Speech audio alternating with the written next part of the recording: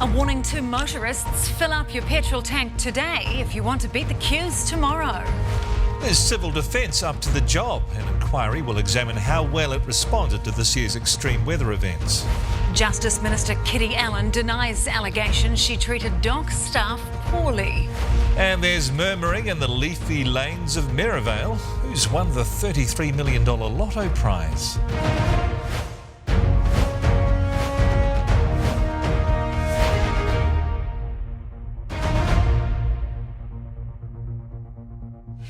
Kia ora, good evening. The petrol company Waitomo is warning drivers to fill up your tanks tonight if you want to avoid the worst queues for petrol tomorrow. Friday is the last day you can buy petrol at a lower price before the government's discount of 29 cents a litre is removed at midnight. Yannicka Terrellin has more. There was a steady flow of traffic at petrol stations around the country today. Wednesday we're up 50%. I'm expecting we'll be up 50 to 100% today. With people making the most of the last of the cheaper fuel. I certainly am. Cashing in where I can get a little bit cheaper, and why not? I was only half a tank, but I thought I didn't want to risk coming later on when everyone's finished work. They're going to put some pressure on the family budget, yeah. When it comes off? Yeah. But after some dubious stockpiling attempts, people are being asked to only bring approved containers like these jerry cans. Goodness sake, don't go to your recycling bin, get your 3 litre milk bottle. For heaven's sake, do not use that to take petrol home. The government removed its fuel tax of 25 cents a litre when Russia invaded Ukraine because Kiwis were paying well over $3 a litre. But after many extensions and nearly a year and a half of discounted fuel, the tax is going back on. Our fuel taxes go to provide the roads and the bus systems, the cycling paths that form our transport network, and so it had to be reinstated at some stage. So will prices shoot straight up at midnight tomorrow night? Most experts believe yes, companies will recoup the whole cost immediately. So on a 50-litre tank, filling up on Saturday will cost you about $15 more than if you fill up today or tomorrow. Half-price public transport and road user charge discounts end at the same time. And those buying up too many road user charge licences at the lower price may have to return the money later. Any stockpiling will show up as an extraordinary purchase, and Waka Kotahi will be alerted to that and may well come knocking on the door. Petrol companies say keeping up supply will be a challenge on the last day of cheaper fuel tomorrow, but truckies are working round the clock to avoid stations running dry. That's always a possibility, but the team are doing everything they can to do it, and don't leave it to the last minute because we expect demand to ramp up. So if you do want one last cheaper fill-up, the advice is to get in this evening to avoid what's expected to be the worst queues tomorrow. Yannicka Terrellin, News Hub. A government inquiry has begun into the emergency response during this year's serious weather events, driven partly by widespread criticism of civil defence. There's also a new government support scheme for growers and farmers to help them borrow money for their recovery. Alexa Cook reports from Hawke's Bay. This tree saved Ricky Davies' life as floodwaters rose around him in Esk Valley. I remember holding on like this and just having a rest. He spent 6 hours clinging on as the raging torrent tried to tear him away. I was just thinking about my son and not dying. I spent about 3 hours thinking I was going to die. Luckily, a couple of locals in a boat came to the rescue. If they didn't do what they did, I'd be dead, and more people in this valley would have. When Gabrielle hit on February 13th, Ricky was working with a roading crew, closing these State Highway 5 gates. Then, at about 11 o'clock that night, the river burst its banks and was threatening homes. We started waking everyone up. He also tried to alert civil defence, but says they'd left the valley at 5 o'clock that afternoon.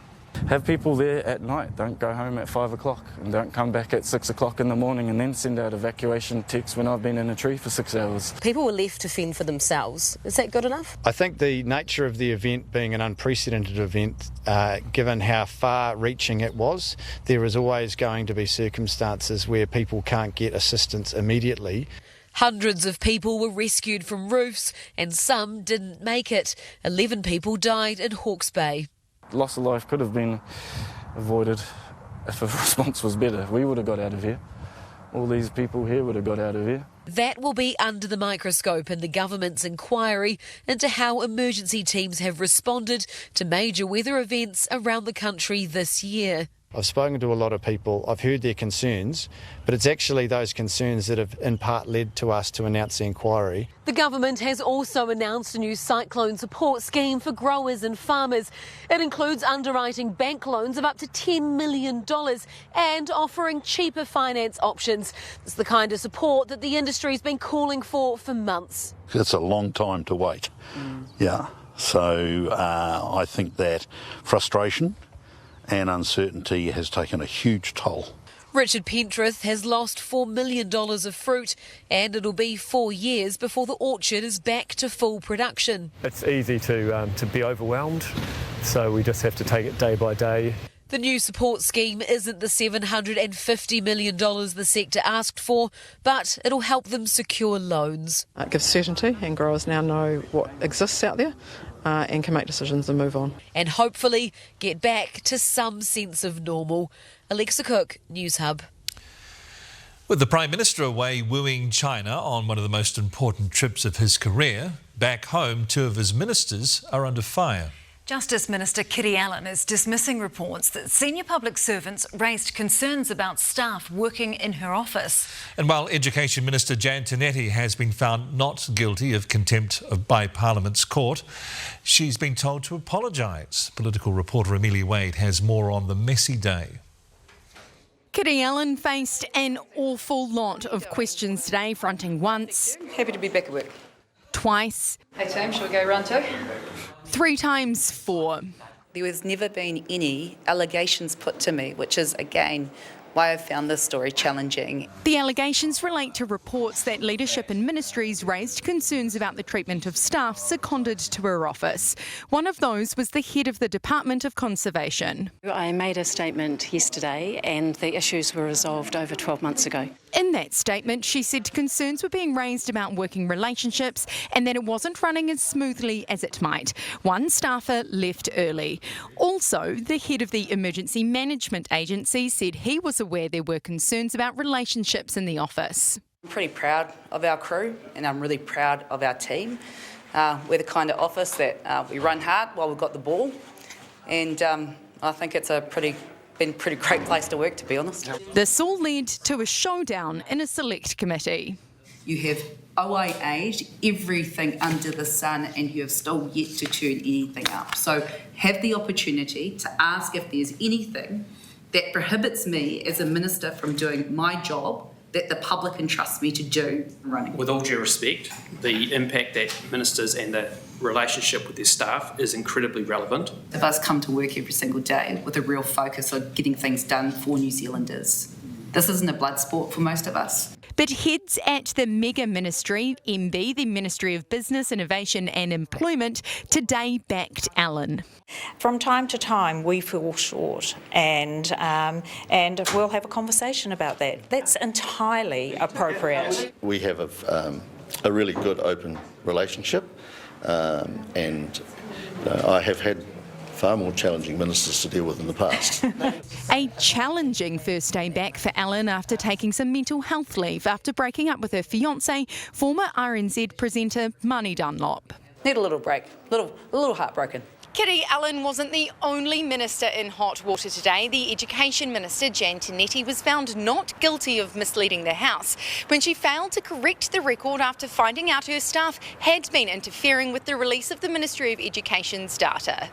The powerful Privileges Committee ruling Tinetti was not guilty because her actions arose from a high degree of negligence on her part, not an intention that the House be misled. My view is that was because she was too ignorant to have been malicious. And that's an indictment on Minister Tinetti. Was this a rookie mistake from a senior minister? I will apologise to the House having seen the report. That is all I am going to say at this stage. And apologise she did. I accept the committee's findings and I apologise to the House. One of the day's silver linings, one ministerial mess mopped up. Amelia Wade, News Hub. Well, while all that was going down at Parliament, Prime Minister Chris Hipkins was back on the charm offensive in China. The aim of the game was to boost tourism, and he did that, securing new direct travel routes to Aotearoa. But even 10,000 kilometres away in Shanghai, he couldn't escape questions about his ministers back home. Political editor Jenna Lynch is in China. Hear the roar of China. Baoshan drummers playing prime ministerial percussion. A cultural exchange from China to Aotearoa. And back. A gift for Chris Hipkins on his final leg of a mission aiming to drum up business for our exporters, getting wins like new direct travel routes from China to New Zealand, 7,000 more Chinese visitors a month. More seats mean more people looking to holiday in New Zealand. So make sure to book your friends and family in fast. And a partnership with a booming new social media app boasting 260 million users. This host is ready. Even if the host had a little Trans-Tasman mix-up. Want to go to Australia, to New Zealand?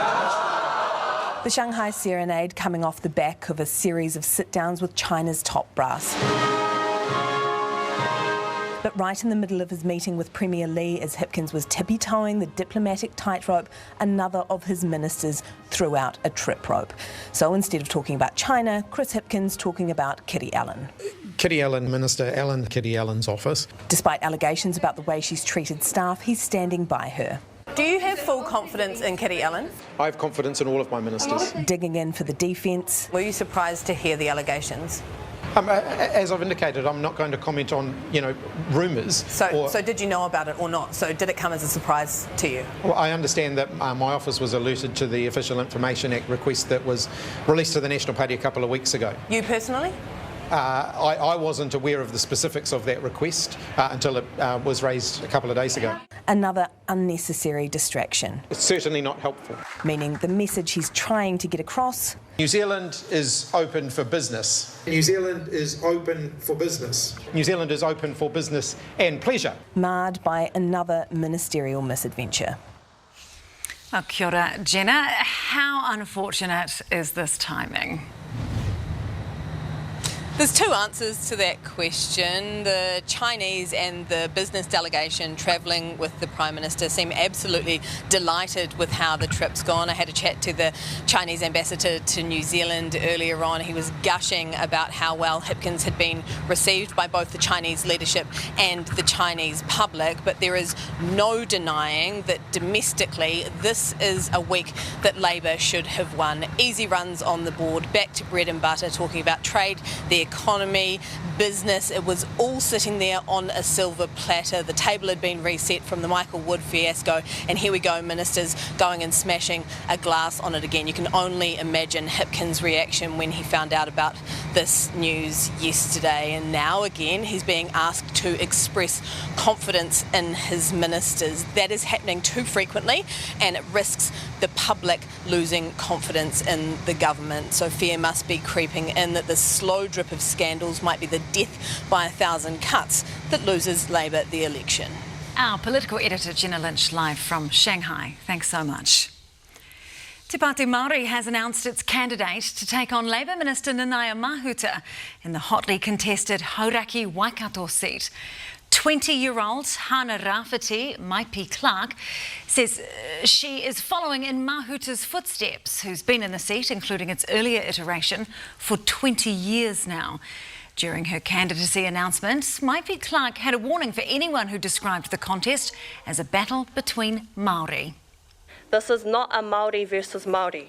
And all you media here today, you better make sure that message is clear, otherwise I'll get my pop to get his hammer. After Maipi Clark's speech, she was due to speak to media, but the party leadership would only allow that to happen if questions were first vetted. When Newshub refused, Te Pāti Māori asked us to delete the footage. We did not. The US Coast Guard has recovered what it's called presumed human remains found in the wreckage of the Titan submersible. Wreckage from the ocean bed has arrived in Canada, including the viewing porthole and other large pieces of debris. The Coast Guard said remains were found inside but gave no further detail. All 5 people aboard died when the mini-sub imploded on a dive to the Titanic. More than 1 million Americans have been warned to be cautious about the air they are breathing. Smoke from the Canadian wildfires is once again blowing across the border, shrouding cities from Chicago to New York. Sports events have been cancelled and Chicago's mayor has warned joggers to stay indoors. At the same time, the Canadian smoke has also reached parts of Europe.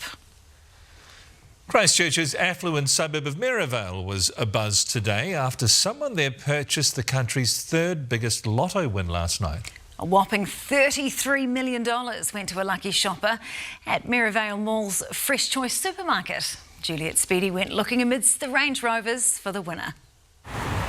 The leafy suburb of Maryvale is home to many millionaires and many mansions. And now a further $33 million has potentially slipped into a local's bank account. No, I wish so. I didn't. No, I haven't checked actually, so I should check, shouldn't I? On the shiny white tiles of Maryvale Mall, they came in their droves to check their tickets. Haven't had anyone come forward yet, and whether that happens or not, I'm not sure. But yeah, definitely life-changing, and hopefully it's sort of gone to the right person that sort of deserves it, but that needs it as well. Bubbles were flowing at the winning sales counter. Dreams were flowing too. 33 million.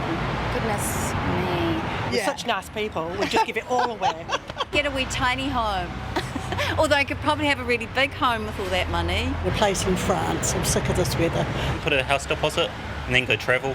Hey buddy, I think you'd get more than a deposit down.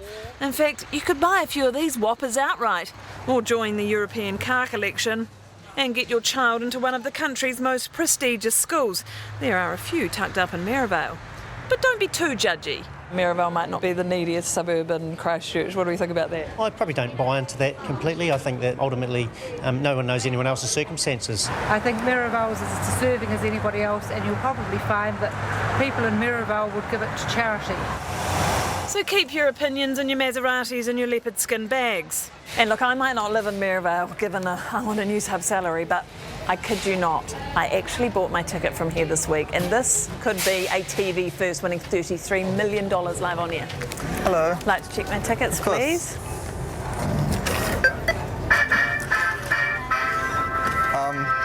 Yeah, so you got a bonus ticket? Oh. Yeah. Thanks. Sorry. The mood of most lotto players today. Juliet Speedy, News Hub. Oh, the dreaded bonus if ticket. only, if only, poor Juliet.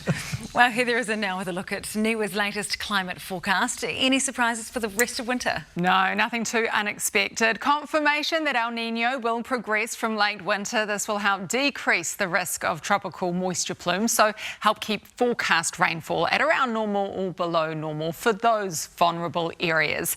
Now, temperatures will be near or above average for the entire country, but short, sharp cold snaps are likely, just like the one we're expecting from tomorrow. I'll have details on the snow after sport. Okay, thanks so much. Her family says they were preparing for the worst. Pop icon Madonna is recovering in hospital after she was found unresponsive. Young people get it too. Calls grow to lower the age for the free bowel cancer screening test. Plus flames and fireworks. Parisians vent their anger after a teenager is shot dead by police.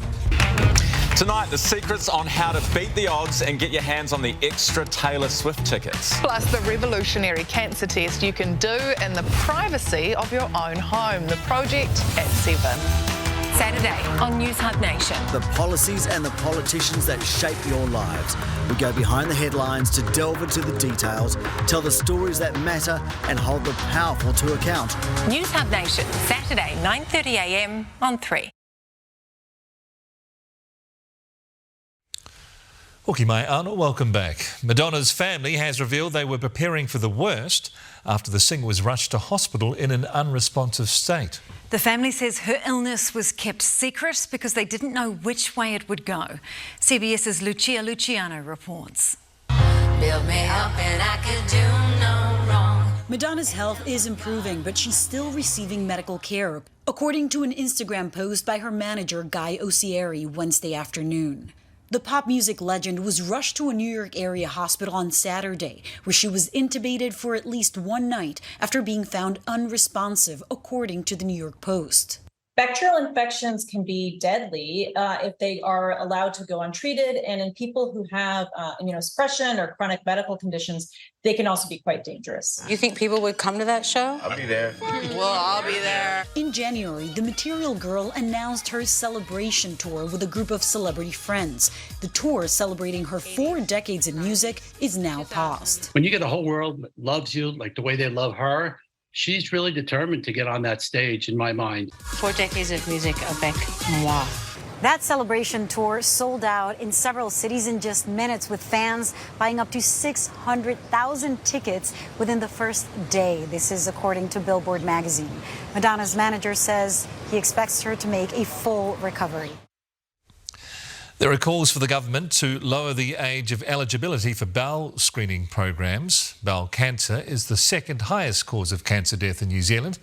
As Lucy Thompson reports, despite what many people think, young people suffer from it too. 8 months ago, Maureen Agnew was shocked to learn she had an aggressive form of bowel cancer. Since then, I've had numerous scans, surgery and 12 cycles of chemotherapy, which finished 2 weeks ago. With seemingly no symptoms or family history of the disease, it was a stroke of good luck that led to her diagnosis. Her private health insurer, by chance, inviting her to take a free test. They sent me the in-home screening tool. I did it, sent it off to the lab, and then it was just a few days later I got a phone call to say my test was positive. Maureen, who is 59, doesn't qualify for the National Bowel Screening Program. It's only funded for those between the ages of 60 and 74. Scarily, all my specialists have said that if I'd waited until I was eligible, I wouldn't have made my 60th birthday, which is coming up in October. And she's not alone. Every day, on average, around 3 New Zealanders die from bowel cancer. That's 1,200 of us every year, as many as breast and prostate cancer combined. 1 in 10 are under the age of 50.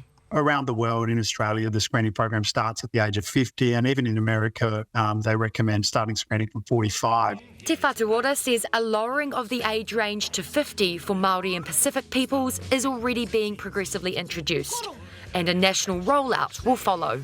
Particularly in younger people, we often don't think about cancers and the impact that may have on your life. But the important thing about bowel cancer is picking it up early. If you pick it up early, the chances of successful treatment and survival are much higher. And Maureen is encouraging people of all ages and ethnicities to consider testing before they're eligible.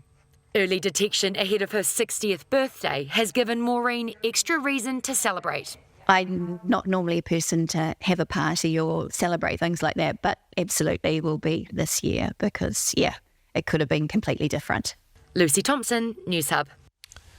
Well, Andrew's in later with sport and big praise for the Warriors ahead of tomorrow's game against the Rabbitohs. That's right, 3 wins on the bounce and looking to make it 4 tomorrow night at Mount Smart against the Bunnies. Their coach Jason Demetrio tells us what he thinks has been the difference for a Warriors team building momentum and now being talked about as genuine contenders in 2023. And responsible for one of the most infamous moments in Bledisloe Cup history, the Wallabies hard man whose son is in contention to pull on the black jersey. And testing out life on Mars on Earth. Would you volunteer to do a year in a pretend Martian habitat like these NASA scientists? And Kiwi Swifties are given another chance to secure tickets to Taylor's popular Eras tour, and she's added 2 more dates to her Australia leg. Taylor Swift has just announced that she's doing more concerts in Australia. But you've already got your tickets, so you won't be lining up for the new concerts, will you? Well, I feel like I might try my luck. You are a true fan.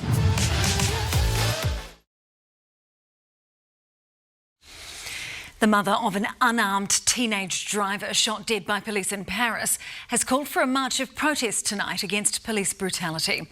But many in the suburb where it happened didn't wait, venting their fury in advance.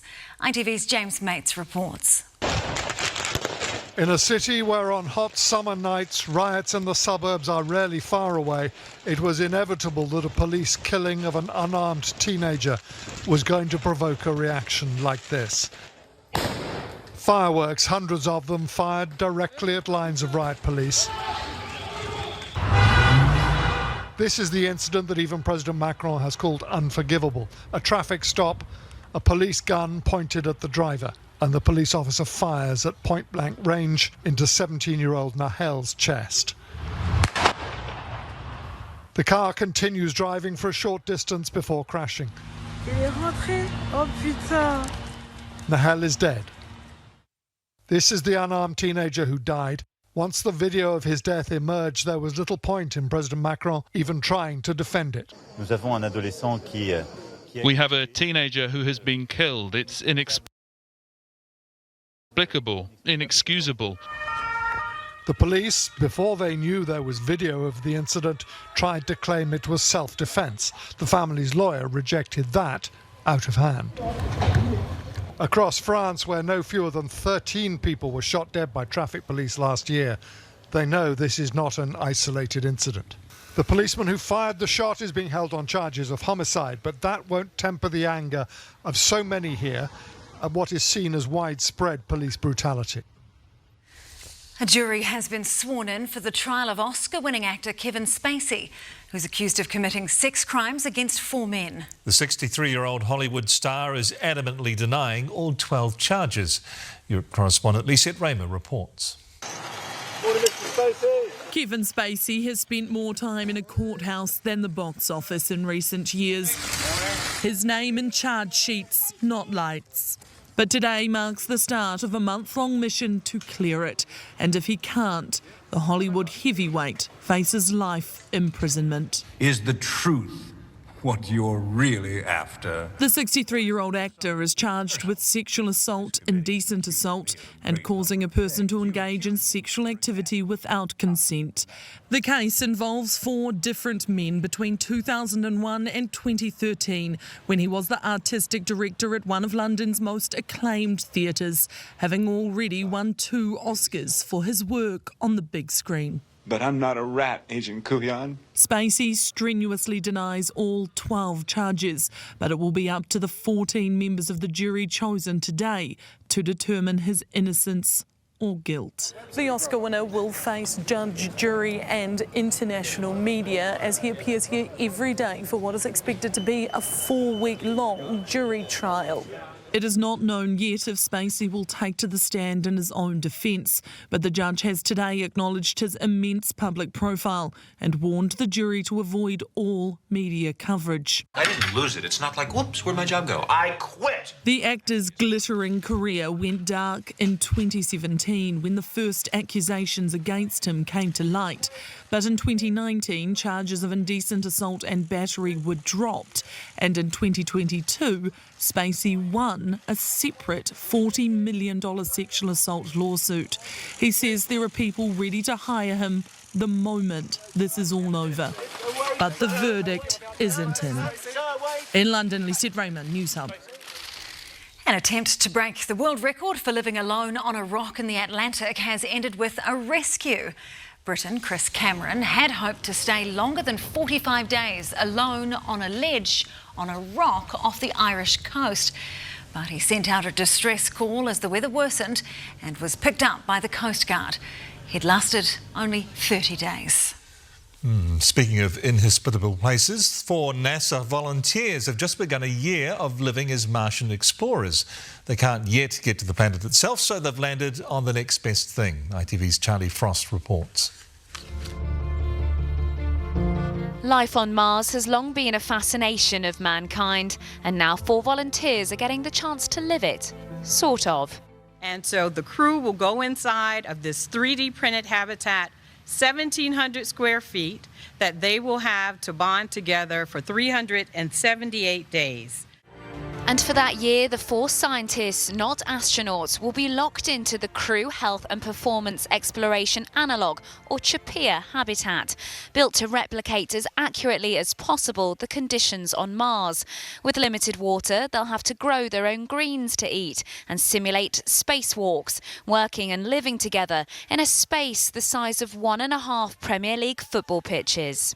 It will inspire us to take care of each other and take care of this beautiful and wonderful planet. A world it was hard for the crew members to wave goodbye to as they prepared to enter a new planet on the other side of a door in Houston. To my wife and kids, I love you, the moon. I'm sorry, Mars. and back. Thank you.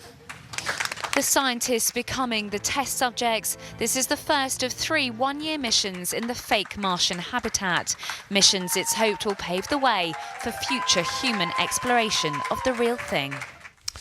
Well, they probably missed out on Taylor Swift tickets too, but look, there is good news. She's added more dates, but we'll tell you why you're not out of the woods yet. The Rabbitohs reveal what's changed about the Warriors that's turned them into title contenders in 2023. Also ahead, England's cricketers make light work of the protesters but find it much harder to remove the Aussie batsman on a tough opening day of the second Ashes Test at Lord's. And after a 2-year hiatus to focus on her mental health, the most decorated gymnast in Olympic history is making a comeback. Tonight at 7, Jack Ryan's John Krasinski says fans do mistake actors for their characters, even if they play an assassin. People do come up to Michael on the street and ask to kill people. Yeah, it's hard. You know, people get their realities twisted.